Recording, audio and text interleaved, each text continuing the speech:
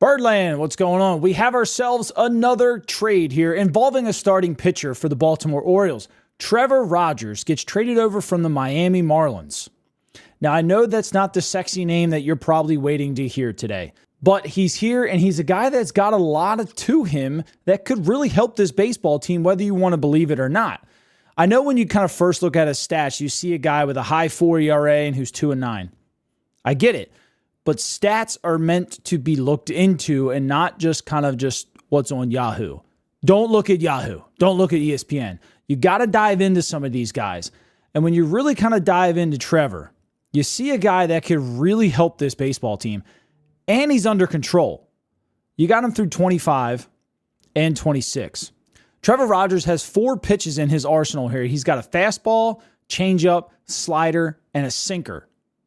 Now, he throws the sinker a little bit more nowadays than he used to compared to the fastball. He used to be very fastball dominant, but he's had a few injuries in his career. I'm not even going to sugarcoat that. He's had a lat injury, a back injury, and a biceps tendon injury. None of it has required any kind of surgical procedures, but it's been bad enough where he's missed a good amount of time. The beginning of his season was rough, so to say. Very rough. Since June 1st, he's made 10 starts.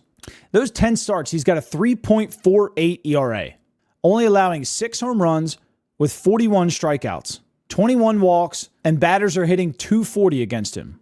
Now, some of the teams that he's faced since June 1st to have those pretty good numbers, you've got the Rangers, the Guardians, the Mariners, the Phillies, the Red Sox, the Astros, and the Mets. So he's faced playoff teams since June 1st, and he's pitching to a sub-4 ERA. Now, a little bit of the downsides here with Trevor Rogers. Trevor was throwing upper 94, almost to a 95-mile-an-hour fastball just a couple years ago. Now, that velocity is down 2 miles an hour. Now, you can attest that to the lat and the back injuries, but we're starting to see that uptick in the velocity come back now that every start he's been a little bit healthier. So I went and pulled Trevor's career splits against AL playoff teams in his career. Now, those teams include the Orioles, the Red Sox, the Astros, the Twins, the Yankees, the Mariners, the Rays, and the Blue Jays, and the Rangers and Guardians.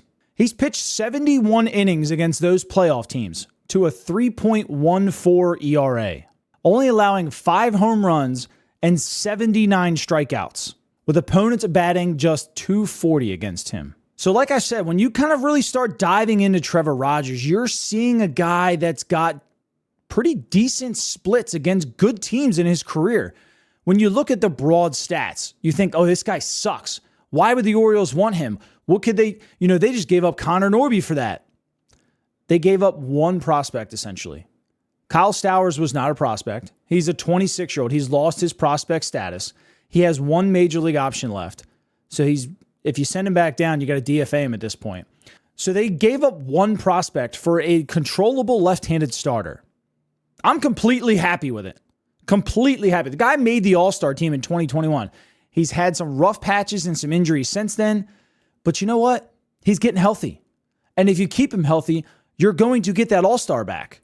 He's already shown it in some of these playoff teams that he's beaten from the AL. He has 17 career starts against AL teams. So it's not like he's not pitched against them that often. He's got a 3.8 ERA in 100 and some innings against AL teams.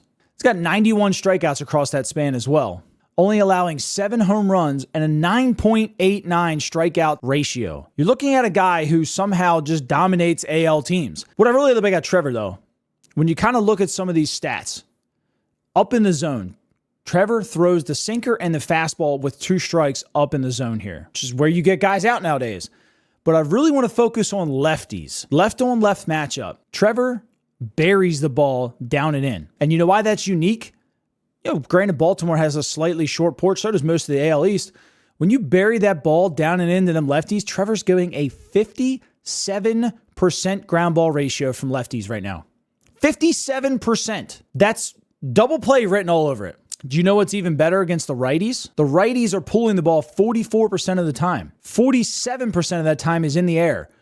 Good luck with the wall in Baltimore pulling the ball against Trevor Rogers. Trevor fits into this stadium, this team. I know he's not the sexy name that you wanted. The whole profile fits the Orioles, and that's what I'm trying to push to you. He fits in with the Orioles. This is a very good trade to give up just Connor Norby, basically. Kyle Stowers was never going to play here, ever. Connor Norby potentially was also never going to play here. He showed some promise.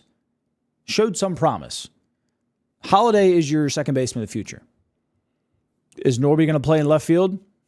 Probably not. All I'm telling you from this perspective is keep an open mind on Trevor Rogers. He's getting healthy. He's facing good competition, and he was performing with a very bad team, and he was still performing. If I had to grade this trade, Connor Norby and Kyle Stowers, Trevor Rogers with 2 more years control as a left-handed starter who pitches well against the AL. As a total compensation value, I'm going to grade this trade an A. And I say that because you basically only gave up your number overall 5 prospect who wasn't going to play here for a controllable left-handed starter, which we needed badly. You tell me right now that 3-point-something ERA against good teams won't play well in Baltimore. It will. This potentially could set the Orioles up very well going into the postseason. If you guys like what you see, drop a sub down below, share with your friends, and I'll catch you on the next video.